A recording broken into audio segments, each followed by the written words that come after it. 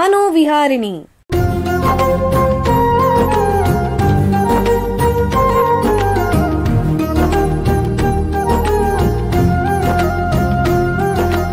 ಬೆಂಗಳೂರಿನ ನಿಮ್ಹಾನ್ಸ್ ವತಿಯಿಂದ ಮಾನಸಿಕ ಆರೋಗ್ಯ ಮತ್ತು ನರವಿಜ್ಞಾನ ಕುರಿತ ಪ್ರಾಯೋಜಿತ ಶಿಕ್ಷಣ ಮಾಲಿಕೆ.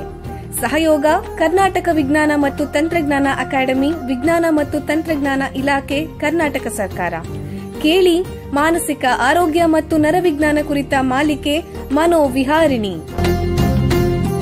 ನಮಸ್ಕಾರ ಶ್ರೋತೃಗಳೇ, ಈ ಮನೋವಿಹಾರಿಣಿ ಮಾಲಿಕೆಯ ಮೊದಲ ಸಂಚಿಕೆಗೆ ನಿಮಗೆಲ್ಲರಿಗೂ ಆತ್ಮೀಯ ಸ್ವಾಗತ. ಬೆಂಗಳೂರಲ್ಲಿರೋ ರಾಷ್ಟ್ರೀಯ ಮಾನಸಿಕ ಆರೋಗ್ಯ ಮತ್ತು ನರವಿಜ್ಞಾನ ಸಂಸ್ಥೆ ನಿಮಗೆ ಗೊತ್ತೇ ಅಂತ ಕೇಳಿದ್ರೆ ಯಾವುದೋ ಗೊತ್ತಿಲ್ಲ ಸ್ವಾಮಿ ಅಂತಾರೆ ಜನ.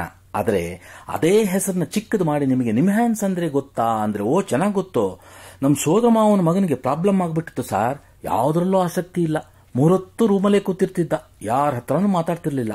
ಅವನನ್ನು ಕರ್ಕೊಂಡು ನಿಮ್ಹಾನ್ಸ್ಗೆ ಹೋದಾಗ ಅಲ್ಲಿ ವೈದ್ಯರು ಅವನಿಗೆ ಡಿಪ್ರೆಷನ್ ಆಗಿದೆ ಅಂತ ಸಹಾಯ ಮಾಡಿದ್ರು ಅಂತ ಒಬ್ಬರು ಹೇಳಿದ್ರೆ, ಇನ್ನೊಬ್ರು ಅಯ್ಯೋ ನಮ್ಮ ಅಜ್ಜಿ ಒಂದಿನ ಇದ್ದಕ್ಕಿದ್ದಾಗ ಮನೆಯಲ್ಲಿ ಜ್ಞಾನ ತಪ್ಪಿ ಬಿದ್ದುಬಿಟ್ರು ಸರ್, ತಕ್ಷಣ ಆಂಬ್ಯುಲೆನ್ಸ್ ನಲ್ಲಿ ನಿಮ್ಹಾನ್ಸ್ ಕರ್ಕೊಂಡು ಹೋದ್ರೆ ಅಲ್ಲಿ ಡಾಕ್ಟರು ತಲೆ ಒಳಗೆ ಬ್ರೈನ್ ನಲ್ಲಿ ರಕ್ತಸ್ರಾವ ಆಗಿ ಸ್ಟ್ರೋಕ್ ಆಗಿದೆ ಅಂದ್ರು. 15 ದಿನ ನಿಮ್ಹಾನ್ಸ್ ಆಸ್ಪತ್ರೆಯಲ್ಲೇ ಚಿಕಿತ್ಸೆ ತಗೊಂಡು ಹುಷಾರಾದ್ರು ಸರ್. ಇನ್ನೊಬ್ರು ನನ್ನ ಸ್ನೇಹಿತನ ಮಗಳಿಗೆ ಫಿಟ್ಸ್ ಬಂದು ನೆಲಕ್ಕೆ ಬಿಟ್ಬಿಟ್ಲು ಸರ್. ತಕ್ಷಣ ಮಗು ನೆತ್ಕೊಂಡು ತಂದೆ ತಾಯಿ ಡಾಕ್ಟರ್ ಹತ್ರ ಹೋದಾಗ ಅವರು ನಿಮ್ಹಾನ್ಸ್ ನಲ್ಲಿ ಒಂದ್ಸಾರಿ ತೋರಿಸಿ ಎಂದ್ರಂತೆ. ಅಲ್ಲಿ ಗೊತ್ತಾಯ್ತು ಹುಡುಗಿಗೆ ಎಪಿಲೆಪ್ಸಿ ಇದೆ ಅಂತ. ನಿಮ್ಹಾನ್ಸ್ ನಲ್ಲೇ ಎಲ್ಲ ಟ್ರೀಟ್ಮೆಂಟ್ ಕೊಡಿಸಿದ್ದು. ಹೀಗೆ ವಿವಿಧ ರೀತಿಯಲ್ಲಿ ಎಲ್ಲರಿಗೂ ಚಿರಪರಿಚಿತವಾಗಿರುವ ನಮ್ಮ ನಿಮ್ಮೆಲ್ಲರ ನೆಚ್ಚಿನ ನಿಮ್ಹಾನ್ಸ್ಗೆ ಈಗ ಸುವರ್ಣ ಸಂಭ್ರಮ. 1974-75ನೇ ಇಸ್ವಿನಲ್ಲಿ ನಿಮ್ಹಾನ್ಸ್ ಅಂತ ನಾಮಕರಣ ಆದ ಸಂಸ್ಥೆಗೆ ಈಗ 50 ವರ್ಷ ತುಂಬಿದೆ. ಅಂದ್ರೆ ಅದರ ಮುಂಚೆ ಈ ಸಂಸ್ಥೆ ಇರಲೇ ಇಲ್ವಾ ಅಂತ ನೀವು ಕೇಳಬಹುದು. ಖಂಡಿತ ಇತ್ತು, ಆದರೆ ಹೆಸರು ಮಾತ್ರ ಬೇರೆ ಇತ್ತು. ಈ ಸಂಸ್ಥೆಯ ಮೂಲ ಹುಡುಕೊಂಡು ಹೋದ್ರೆ 170 ವರ್ಷಗಳ ಹಿಂದಕ್ಕೆ ಹೋಗಬೇಕಾಗತ್ತೆ. 1850ರ ದಶಕದಲ್ಲಿ ಬ್ರಿಟಿಷ್ ಕಾಲದಲ್ಲಿ ಮಾನಸಿಕ ಸಮಸ್ಯೆ ಇರೋ ವ್ಯಕ್ತಿಗಳ ಶುಶ್ರೂಷೆಗೆ ಮಾನಸಿಕ ಅಸ್ವಸ್ಥರ ತಂಗುದಾಣ ಅಂದ್ರೆ ಲುನಾಟಿಕ್ ಅಸೈಲಂ ಅನ್ನೋದೊಂದಿತ್ತು. ಎಲ್ಲಿ ಗೊತ್ತಾ? ಬೆಂಗಳೂರಿನ ಅವೆನ್ಯೂ ರಸ್ತೆ ಸ್ಟೇಟ್ ಬ್ಯಾಂಕ್ ಆಫ್ ಮೈಸೂರು ಕಟ್ಟಡ ಇದೆಯಲ್ಲ, ಆ ಸ್ಥಳದಲ್ಲಿತ್ತು. 1926ರಲ್ಲಿ ಇದನ್ನೇ ಮೈಸೂರು ಸರ್ಕಾರಿ ಮಾನಸಿಕ ಆಸ್ಪತ್ರೆ ಅಂತ ಮರುನಾಮಕರಣ ಮಾಡಲಾಯಿತು.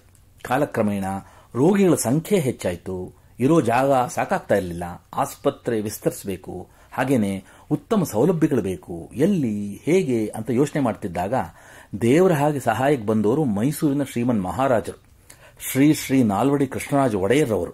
ಏನು ಯೋಚನೆ ಮಾಡಬೇಡಿ, ನಾನು ಬೆಂಗಳೂರಿನಲ್ಲಿ ಜಾಗ ಕೊಡ್ತೀನಿ ಅಂತ ಈಗ ಲಾಲ್ಬಾಗ್ ವಿಲ್ಸನ್ ಗಾರ್ಡನ್ ಹತ್ರ ಇರೋ ಜಾಗ ಕೊಟ್ಟು ಹೊಸ ಕಟ್ಟಡದ ಶಂಕುಸ್ಥಾಪನೆ ಕೂಡ ಮಾಡಿದ್ರು. ಮಹಾರಾಜರ ಆಶೀರ್ವಾದದಿಂದ ಮೈಸೂರು ಸರ್ಕಾರಿ ಮಾನಸಿಕ ಆಸ್ಪತ್ರೆ 1937ರಲ್ಲಿ ಈಗಿರೋ ನಿಮ್ಹಾನ್ಸ್ನ ಕಟ್ಟಡಕ್ಕೆ ಸ್ಥಳಾಂತರ ಆಯಿತು. 1954ರಲ್ಲಿ ಈ ಆಸ್ಪತ್ರೆಯ ಪಕ್ಕದಲ್ಲಿ ಅಖಿಲ ಭಾರತ ಮಾನಸಿಕ ಆರೋಗ್ಯ ಸಂಸ್ಥೆ ಅಂದ್ರೆ all India institute of mental health ಅನ್ನೋ ಸಂಸ್ಥೆ ಸ್ಥಾಪನೆಯಾಗಿ ವಿದ್ಯಾರ್ಥಿಗಳಿಗೆ, ವೈದ್ಯರಿಗೆ ಮಾನಸಿಕ ಆರೋಗ್ಯದ ಟ್ರೈನಿಂಗ್ ತರಬೇತಿ ಪ್ರಾರಂಭ ಆಯಿತು.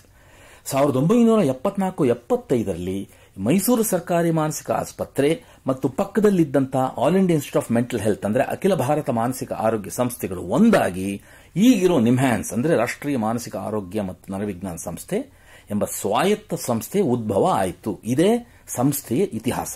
ಈಗ ನಿಮ್ಹಾನ್ಸ್ನ ನಿರ್ದೇಶಕರಾದ ಖ್ಯಾತ ಮನೋವೈದ್ಯೆ ಡಾಕ್ಟರ್ ಪ್ರತಿಮಾ ಮೂರ್ತಿ ಅವರಿಂದ ಸಂದೇಶ. ಎಲ್ರಿಗೂ ನಮಸ್ಕಾರ. 2024-25 ಇಸವಿ ನಿಮ್ಹಾನ್ಸ್ ಸಂಸ್ಥೆಗೆ ಮಹತ್ವದ ಕಾಲಘಟ್ಟ. ಯಾಕೆಂದ್ರೆ ಈ ಸಂವತ್ಸರ ನಾವು ನಿಮ್ಹಾನ್ಸ್ನ ಸುವರ್ಣ ಮಹೋತ್ಸವ, ಅಖಿಲ ಭಾರತ ಮಾನಸಿಕ ಆರೋಗ್ಯ ಸಂಸ್ಥೆಯ 70ನೇ ವಾರ್ಷಿಕೋತ್ಸವವನ್ನು ಆಚರಿಸುತ್ತಿದ್ದೇವೆ. ಈ ಸಂದರ್ಭದಲ್ಲಿ ಇಂತಹ ಕಾರ್ಯಕ್ರಮ ಮಾಲಿಕೆ ಆಕಾಶವಾಣಿಯಲ್ಲಿ ಮೂಡಿ ಬರುತ್ತಿರುವುದು ಸಮಯೋಚಿತ. ವಿಶ್ವದಲ್ಲೆಲ್ಲ ನರರೋಗಗಳು ಹಾಗೂ ಮಾನಸಿಕ ಕಾಯಿಲೆಗಳು ದೊಡ್ಡ ಸಮಸ್ಯೆ ಆಗಿದೆ. ಸೋಂಕು, ಕ್ಯಾನ್ಸರ್, ಲಕ್ವಾ, ಎಪಿಲೆಪ್ಸಿ ಅಥವಾ ಮಿದುಳುಗಾಯ, ಹೀಗೆ ಮನುಷ್ಯನ ನರಮಂಡಲದ ಕಾಯಿಲೆಗಳು ಹಲವಾರು.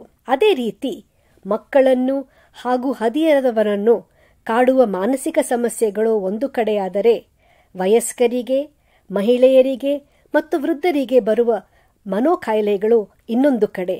ಹೊಸ ಚಿಕಿತ್ಸೆಗಳು, ಔಷಧಿಗಳು, ಪರೀಕ್ಷೆಗಳು ನಿರಂತರವಾಗಿ ಬೆಳಕಿಗೆ ಬರುತ್ತಿದ್ದರೂ ಸಹ ಹಲವು ಮಿದುಳಿನ ಕಾಯಿಲೆಗಳಿಗೆ ಹಾಗೂ ಮಾನಸಿಕ ಕಾಯಿಲೆಗಳಿಗೆ ಇನ್ನೂ ಶಾಶ್ವತ ಪರಿಹಾರವಿಲ್ಲ.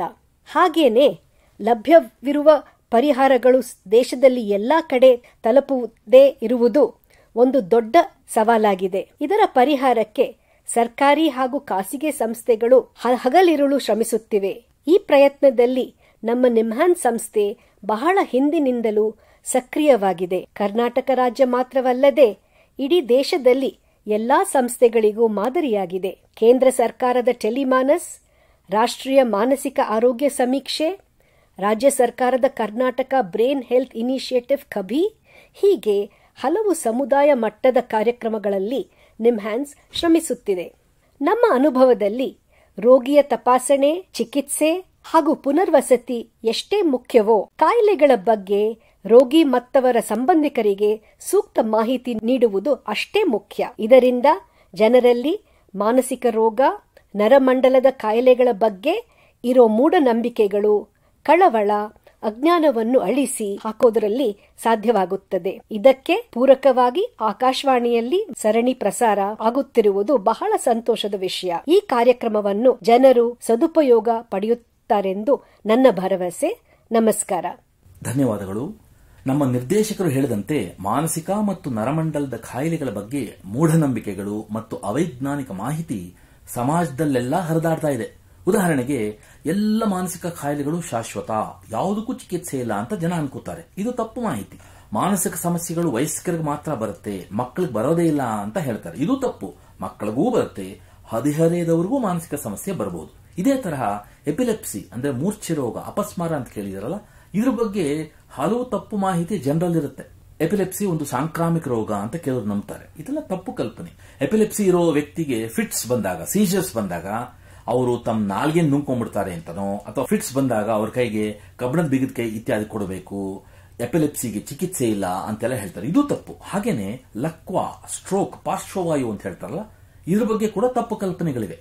ಲಕ್ವಾ ವಯಸ್ಸಾದವ್ರಿಗೆ ಮಾತ್ರ ಆಗತ್ತೆ ಅಂತ ಹೇಳ್ತಾರೆ. ಇದು ತಪ್ಪು. ಚಿಕ್ಕವರಿಗೂ ಆಗ್ಬಹುದು. ಲಕ್ವಾಗೆ ಚಿಕಿತ್ಸೆ ಇಲ್ಲ ಅಂತ ಹೇಳ್ಬಿಡ್ತಾರೆ. ಇದು ತಪ್ಪು. ಹಾಗಾಗಿ ನಂಬಲರ್ಹ ಮತ್ತು ವೈಜ್ಞಾನಿಕ ವಿಷಯಗಳನ್ನು ಪ್ರಸ್ತುತಪಡಿಸೋದು ಕೂಡ ಈ ಸರಣಿಯ ಉದ್ದೇಶಗಳಲ್ಲಿ ಒಂದು. ಈಗ ಒಂದು ಸಣ್ಣ ವಿರಾಮ ತಗೊಳ್ಳೋಣ. ವಿರಾಮದ ನಂತರ ನಮ್ಮ ನರಮಂಡಲ ಮತ್ತು ಮೆದುಳಿನ ಬಗ್ಗೆ ಹೆಚ್ಚಿನ ವಿಷಯ ತಿಳ್ಕೊಳ್ಳೋಣ. ಬೆಂಗಳೂರಿನ ನಿಮ್ಹಾನ್ಸ್ ಮಾನಸಿಕ ಆರೋಗ್ಯ ಮತ್ತು ನರವಿಜ್ಞಾನ ಕ್ಷೇತ್ರದಲ್ಲಿ ಹೆಸರುವಾಸಿ. ಶ್ರೇಷ್ಠ ಗುಣಮಟ್ಟದ ಔಷಧೋಪಚಾರ, ಸಂಶೋಧನೆ ಮತ್ತು ತರಬೇತಿ ಇವೇ ನಿಮ್ಹಾನ್ಸ್ನ ಪ್ರಮುಖ ಧ್ಯೇಯಗಳು. ದೇಶದ ವಿವಿಧ ಭಾಗಗಳಿಂದ ಬರುವ ಲಕ್ಷಾಂತರ ಜನರಿಗೆ ಚಿಕಿತ್ಸೆ ನೀಡುವ ನಿಮ್ಹಾನ್ಸ್ಗೆ ರಾಷ್ಟ್ರೀಯ ಪ್ರಾಮುಖ್ಯತಾ ಸಂಸ್ಥೆ ಎಂಬ ಗೌರವ. ಚಿಕಿತ್ಸೆ ಮತ್ತು ವೈದ್ಯಕೀಯ ಸೇವೆಗಳ ಜೊತೆಯಲ್ಲಿ ನರರೋಗ ಮತ್ತು ಮನೋವೈದ್ಯಕೀಯ ಪುನರ್ವಸತಿ ಸೇವೆಗಳು, ಸಮುದಾಯ ಮಟ್ಟದ ಆರೋಗ್ಯ ಕಾರ್ಯಕ್ರಮಗಳನ್ನು ನಡೆಸುವುದು ಹಾಗೂ ಜನಜಾಗೃತಿ ಮೂಡಿಸುವ ಕೆಲಸಗಳಲ್ಲಿ ಸಕ್ರಿಯವಾಗಿದೆ ನಿಮ್ಹಾನ್ಸ್. ಈ ನಿಟ್ಟಿನಲ್ಲಿ ಆಕಾಶವಾಣಿಯ ಶ್ರೋತೃಗಳಿಗೆ ನರಮಂಡಲ ಮತ್ತು ಮಾನಸಿಕ ಆರೋಗ್ಯದ ಬಗ್ಗೆ ಉಪಯುಕ್ತ ಮಾಹಿತಿ ನೀಡುವುದೇ ಕರ್ನಾಟಕ ವಿಜ್ಞಾನ ಮತ್ತು ತಂತ್ರಜ್ಞಾನ ಅಕಾಡೆಮಿಯ ಸಹಯೋಗದೊಂದಿಗೆ ಮೂಡಿಬರುತ್ತಿರುವ ಈ ಮನೋವಿಹಾರಿಣಿ ಶಿಕ್ಷಣ ಮಾಲಿಕೆಯ ಮೂಲ ಉದ್ದೇಶ. ವಿರಾಮದ ನಂತರ ಮತ್ತೊಮ್ಮೆ ಮನೋವಿಹಾರಿಣಿ ಮಾಲಿಕೆಗೆ ನಿಮಗೆಲ್ಲರಿಗೂ ಸ್ವಾಗತ. ನಿಮ್ಮೆಲ್ಲರ ದೇಹದಲ್ಲಿ ವಿವಿಧ ರೀತಿಯ ಸಿಸ್ಟಮ್ಸ್ ಅಂದ್ರೆ ವ್ಯವಸ್ಥೆಗಳಿರುತ್ತೆ. ಉದಾಹರಣೆಗೆ ಜೀರ್ಣಾಂಗದ ವ್ಯವಸ್ಥೆ, ರಕ್ತಚಲನೆಯ ವ್ಯವಸ್ಥೆ, ಸ್ನಾಯುಗಳ ವ್ಯವಸ್ಥೆ, ಉಸಿರಾಟದ ವ್ಯವಸ್ಥೆ, ಅಲ್ಲದೆ ಪಂಚೇಂದ್ರಿಯಗಳು ಇತ್ಯಾದಿ. ನಾವು ಬದುಕಿರೋದಕ್ಕೆ, ಓಡಾಡಕ್ಕೆ, ಆರೋಗ್ಯವಾಗಿರೋದಕ್ಕೆ ಇವೆಲ್ಲವೂ ಬಹಳ ಮುಖ್ಯ. ಆದರೆ ಇವೆಲ್ಲವನ್ನ ನಿಯಂತ್ರಿಸೋ, ಕಂಟ್ರೋಲ್ ಮಾಡೋ ಒಂದು ವ್ಯವಸ್ಥೆ ಇದೆ. ಅದೇ ನಮ್ಮ ನರ್ವಸ್ ಸಿಸ್ಟಮ್ ಅಂದ್ರೆ ನಮ್ಮ ನರಮಂಡಲ. ನಿಮ್ಮತನಕ್ಕೆ, ನಿಮ್ಮ ಐಡೆಂಟಿಟಿಗೆ ಇದೇ ಮುಖ್ಯ. ಪ್ರಪಂಚನ ಗ್ರಹಿಸಲಿಕ್ಕೆ, ನಿಮ್ಮ ಸುತ್ತಮುತ್ತಲಿನ ಜಗತ್ತಿಗೆ ಅನುಗುಣವಾಗಿ ನೀವು ಸ್ಪಂದಿಸಲಿಕ್ಕೆ ಇದೇ ಕಾರಣ. ನೀವು ನಡಿಬೇಕೆ, ಓಡಬೇಕೆ, ಯೋಚಿಸಬೇಕೆ, ಊಟ ಮಾಡಬೇಕೆ, ಅಳಬೇಕೆ, ಮಾತಾಡಬೇಕೆ, ಇದೆಲ್ಲ ನಿರ್ಧರಿಸೋದು ನಿಮ್ಮ ನರಮಂಡಲ. ನಿಮ್ಮ ಭಾವನೆಗಳು, ನೆನಪು, ಆಲೋಚನೆ, ಪ್ರತಿಭೆ, ಜಾಣ್ಮೆ ಎಲ್ಲಾನು ಇದರಿಂದಾನೆ. ಇದೊಂದು ರೀತಿ ಸೂಪರ್ ಕಂಪ್ಯೂಟರ್ ತರ ಯಾವಾಗಲೂ ಕೆಲಸ ಮಾಡ್ತಾ ಇರುತ್ತೆ. ಇದರಿಂದಾನೇ ನಾವು ನಾವಾಗಿ ಅಂದ್ರೆ ಮನುಷ್ಯರಾಗಿರೋದು. ಇದರ ಮುಖ್ಯ ಭಾಗ ಮಿದುಳು. ಸುಮಾರು 1.25 ರಿಂದ 1.5 kg ತೂಕದ ಈ ಮಿದುಳು ನಿಮ್ಮ ತಲೆ ಬುರುಡೆ ಒಳಗಿರುತ್ತೆ. ಮುಟ್ಟಕ್ಕೆ ಮೃದುವಾಗಿರುತ್ತಂತೆ, ಈ ರಾಗಿ ಮುದ್ದೆ ತರ. ನೀವು ತಾಯಿ ಗರ್ಭದಲ್ಲಿದ್ದಾಗಲೇ ನಿಮ್ಮ ಮೆದುಳು ಬೆಳೆಯಕ್ಕೆ ಪ್ರಾರಂಭ ಆಗುತ್ತೆ. ಹುಟ್ಟಿದ ಮಗುವಿನ ಮೆದುಳು ಸುಮಾರು 350 ರಿಂದ 400 ಗ್ರಾಂ ಇರುತ್ತೆ. ಹುಟ್ಟಿದ ಮೇಲೆ ಮಗುವಿನ ಮೆದುಳಿನ ಗಾತ್ರನೂ ಬೆಳೀತಾ ಇರುತ್ತೆ. ಹದಿಹರಿಯಕ್ಕೆ ಬರ್ತಾ ಇದ್ದಂಗೆ ಗಾತ್ರದಲ್ಲಿ ಬೆಳೆಯೋದು ನಿಂತ್ರೂ ಮೆದುಳಿನ ಒಳಗೆ ಫೈನ್ ಟ್ಯೂನಿಂಗ್ ನಡೀತಾನೆ ಇರ್ತಂತೆ. ನಿಮ್ಗೊಂದು ವಿಷಯ ಗೊತ್ತಾ, ನಮ್ಮ ಮೆದುಳು ಸಂಪೂರ್ಣ ವಿಕಾಸ ಆಗಿ ಪ್ರಬುದ್ಧ ಆಗೋದು ಸುಮಾರು ನಮಗೆ 25 ವರ್ಷ ಆದಾಗ. ನಮ್ಮ ಮೆದುಳಿನಲ್ಲಿ ಅನೇಕ ಭಾಗಗಳಿವೆ, ಒಂದೊಂದಕ್ಕೊಂದೊಂದು ಕೆಲಸ, ಚಲನೆಗೆ, ನೆನಪಿಗೆ, ದೃಷ್ಟಿಗೆ, ಭಾವನೆಗಳಿಗೆ, ಹೀಗೆ ಬೇರೆ ಬೇರೆ ಕೆಲಸಗಳಿಗೆ ಬೇರೆ ಬೇರೆ ಭಾಗಗಳಿರುತ್ತೆ. ನಮ್ಮ ಮೆದುಳು ಒಳಗೆ ವಿಶೇಷವಾದ ಜೀವಕೋಶಗಳಿವೆ. ಇದನ್ನು ನರಕೋಶಗಳು ಅಥವಾ ನರ್ವ್ಸ್ ಅಥವಾ ನ್ಯೂರಾನ್ಸ್ ಅಂತ ಹೇಳ್ತಾರೆ. ನಮ್ಮ ಮೆದುಳಲ್ಲಿ ಅಂದಾಜು 85 ಶತಕೋಟಿ ನರಕೋಶಗಳಿವೆಯಂತೆ. ಒಂದೊಂದು ನರಕೋಶನೂ ಇತರ ಸಾವಿರಾರು ನರಕೋಶಗಳ ಸಂಪರ್ಕದಲ್ಲಿರುತ್ತೆ. ಯಾಕೆ? ಸುದ್ದಿ ತಲುಪಿಸಕ್ಕೆ, ಸಂದೇಶಗಳನ್ನು ರವಾನೆ ಮಾಡಲಿಕ್ಕೆ ಇತ್ಯಾದಿ. ಹಾಗಾಗಿ ಮೆದುಳಲ್ಲಿ ಕೋಟ್ಯಾಂತರ ನರಕೋಶಗಳು ಬೆರೆತುಕೊಂಡು ಒಂದು ಸಂಕೀರ್ಣವಾದ ನೆಟ್ವರ್ಕ್ ಅಥವಾ ಜಾಲದ ತರ ಇರುತ್ತಂತೆ. ಸಂದೇಶಗಳು ಹೇಗೆ ರವಾನೆ ಆಗುತ್ತೆ ಮೆದುಳಲ್ಲಿ ಅಂದರೆ ರಾಸಾಯನಿಕಗಳ ಮೂಲಕ, ಕೆಮಿಕಲ್ಸ್ ಮೂಲಕ ಅಥವಾ ವಿದ್ಯುತ್ ಶಕ್ತಿ ಮೂಲಕ. ವಿದ್ಯುತ್ ಶಕ್ತಿನೇ ಹೌದು, ಮೆದುಳಿನ ನರಕೋಶಗಳಲ್ಲಿ ವಿದ್ಯುತ್ ಉತ್ಪಾದನೆ ಆಗ್ತಾನೇ ಇರುತ್ತೆ. ಇಡೀ ಮೆದುಳಿನಲ್ಲಿ ಒಂದು LED ದೀಪ ಉರಿಸುವಷ್ಟು ಅಂದ್ರೆ ಸುಮಾರು 20 ರಿಂದ 25 ವಾಟ್ ವಿದ್ಯುತ್ ಉತ್ಪಾದನೆ ಆಗ್ತಾ ಇರುತ್ತಂತೆ. ಈ ವಿದ್ಯುತ್ ಸಂಕೇತಗಳು ಸುಮಾರು ಪ್ರತಿ ಗಂಟೆಗೆ 425 ಕಿಲೋಮೀಟರ್ ಅಷ್ಟು ವೇಗವಾಗಿ ಹರಿದಾಡುತ್ತಂತೆ. ಅಬ್ಬಾ, ಅದಕ್ಕೇನೆ ನಿಮ್ಮ ಆಲೋಚನೆಗಳು ಅಷ್ಟು ವೇಗವಾಗಿ ಹರಿದಾಡುತ್ತೆ. ನಿಮಗೆ ಇನ್ನೊಂದು ರೋಚಕ ಸಂಗತಿ ಗೊತ್ತಾ? ನಮ್ಮ ಮೆದುಳು ತನ್ನ ರಚನೆಯನ್ನು ಬದಲಾಯಿಸಬಲ್ಲದಂತೆ. ಅದಕ್ಕೆ ನಮ್ಮ ಮೆದುಳನ್ನ ಪ್ಲಾಸ್ಟಿಕ್ ಅಂತಾರೆ. ಅಂದ್ರೆ ಪ್ಲಾಸ್ಟಿಕ್ ಇಂದ ಮಾಡಿದೆ ಅಂತಲ್ಲ, ನಮ್ಮ ಒಳಗಿರೋ ಅಂದ್ರೆ ಆಂತರಿಕ ಮತ್ತು ಹೊರಗಿರೋ ಅಂದ್ರೆ ಬಾಹ್ಯ ಪ್ರಚೋದನೆಗಳಿಂದ ಮೆದುಳಿಗೆ ತನ್ನ ರೀವೈರಿಂಗ್ ಅಂದ್ರೆ ತನ್ನ ರಚನೆ ಮತ್ತು ಸಂಪರ್ಕಗಳನ್ನು ಬದಲಾಯಿಸಕ್ಕೆ ಸಾಧ್ಯ ಅಂತ ಅರ್ಥ. ಇದಕ್ಕೆ ಮೆದುಳಿನ ಪ್ಲಾಸ್ಟಿಸಿಟಿ ಅಥವಾ ನರ ಪ್ಲಾಸ್ಟಿಸಿಟಿ ಅಂತಾರೆ. ಈ ಕ್ಷೇತ್ರದಲ್ಲಿ ಸಂಶೋಧನೆ ಮಾಡ್ತಾ ಇರೋ ನಿಮ್ಹ್ಯಾನ್ಸ್ನ ಪ್ರಾಧ್ಯಾಪಕಿ ಡಾಕ್ಟರ್ ಲಕ್ಷ್ಮೀರಾವ್ ಅವರು ಇದರ ಬಗ್ಗೆ ಹೆಚ್ಚಿನ ವಿವರ ತಿಳಿಸ್ತಾರೆ. ಎಲ್ರಿಗೂ ನಮಸ್ಕಾರ. ನಾವು ಹೇಗೆ ಕಲಿತೀವಿ, ನಾವು ಕಲಿತ ವಿಷಯಗಳನ್ನು ನೆನಪಿನಲ್ಲಿ ಇಟ್ಕೊಳ್ಳಿಕ್ಕೆ ಹೇಗೆ ಸಾಧ್ಯ? ಕೆಲವು ವಿಷಯಗಳು ನಾವು ಬೇಗನೆ ಕಲ್ತು ಬಿಡ್ತೀವಿ, ಇನ್ನು ಕೆಲವು ವಿಷಯಗಳಿಗೆ ತುಂಬಾ ಅಭ್ಯಾಸಗಳನ್ನು ಮಾಡಬೇಕಾಗತ್ತೆ, ಇನ್ನು ಕೆಲವು ನಾವು ಮರ್ತು ಬಿಡಬೇಕಂದ್ರೂ ಮರ್ತು ಹೋಗ್ಲಿಕ್ಕೆ ಸಾಧ್ಯ ಇಲ್ಲ. ಈ ಎಲ್ಲ ಪ್ರಕ್ರಿಯೆಗಳು ನಮ್ಮ ದೇಹದ ಯಾವ ಭಾಗದಲ್ಲಿ ನಡೆಯುತ್ತೆ? ಸಂಕ್ಷಿಪ್ತವಾಗಿ ಹೇಳಬೇಕು ಅಂದರೆ ಇದು ನಡೀತಾ ಇರುವುದು ನಮ್ಮ ಮೆದುಳಿನ ಭಾಗದಲ್ಲಿ. ಈ ಪ್ರಕ್ರಿಯೆಗೆ ನಾವು ನ್ಯೂರಲ್ ಪ್ಲಾಸ್ಟಿಸಿಟಿ ಅಥವಾ ಮೆದುಳಿನ ಪ್ಲಾಸ್ಟಿಸಿಟಿ ಅಥವಾ ನರಕೋಶಗಳ ಪ್ಲಾಸ್ಟಿಸಿಟಿ ಅಂತ ಹೇಳಬಹುದು. ಉದಾಹರಣೆಗೆ, ನೀವು ನಿಯಮಿತವಾಗಿ ದೈಹಿಕ ವ್ಯಾಯಾಮ ಮತ್ತು ಆರೋಗ್ಯಕರ ಆಹಾರ ಪದ್ಧತಿಯನ್ನು ಸತತವಾಗಿ ಮಾಡಿಕೊಂಡು ಬಂದರೆ ನಿಮ್ಮ ಮೆದುಳಿನಲ್ಲಿ ಚಲನೆಗೆ ಸಂಬಂಧಿಸಿದ ಭಾಗದಲ್ಲಿ, ಅರಿವಿಗೆ ಸಂಬಂಧಿಸಿದ ಭಾಗದಲ್ಲಿ ನರಕೋಶಗಳ ಸಂಖ್ಯೆ ಮತ್ತು ಅವುಗಳ ನಡುವಿನ ಸಂಪರ್ಕ ಹೆಚ್ಚುತ್ತಾ ಹೋಗುತ್ತೆ. ವ್ಯಾಯಾಮ ನಿಲ್ಲಿಸ್ಬಿಟ್ರೆ ಅಥವಾ ಆರೋಗ್ಯಕರ ಆಹಾರ ಪದ್ಧತಿ ನಿಲ್ಲಿಸ್ಬಿಟ್ರೆ ನೀವು ನರಕೋಶಗಳ ಸಂಖ್ಯೆ ಮತ್ತು ಸಂಪರ್ಕಗಳು ನಿಧಾನವಾಗಿ ಕಡಿಮೆ ಆಗ್ತಾ ಹೋಗುತ್ತೆ. ಇನ್ನೊಂದು ಉದಾಹರಣೆ, ಒಬ್ಬ ವ್ಯಕ್ತಿಗೆ ಲಕ್ವ ಆದರೆ ಚಲನೆಗೆ ಸಂಬಂಧಿಸಿದ ಮೆದುಳಿನ ಭಾಗದಲ್ಲಿ ನರಕೋಶಗಳಿಗೆ ಹಾನಿಯಾಗಿ ಆ ರೋಗಿಗೆ ಪ್ಯಾರಾಲಿಸಿಸ್ ಅಥವಾ ಪಾರ್ಶ್ವವಾಯು ಆಗುತ್ತೆ ಅಂದರೆ ದೇಹದ ಒಂದು ಭಾಗದಲ್ಲಿ ಕೈ, ಕಾಲು ಇತ್ಯಾದಿಯ ಮೇಲೆ ನಿಯಂತ್ರಣ ಇರಲ್ಲ.